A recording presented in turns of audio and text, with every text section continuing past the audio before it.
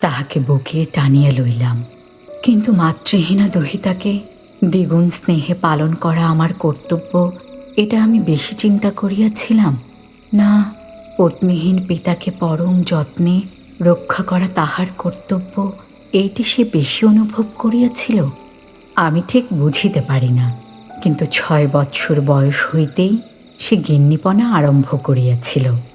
বেশ দেখা গেল ওইটুকু মেয়ে তাহার বাবার একমাত্র অভিভাবক হইবার চেষ্টা করিতেছে। আমি মনে মনে হাসিয়া তাহার হস্তে আত্মসমর্পণ করিলাম।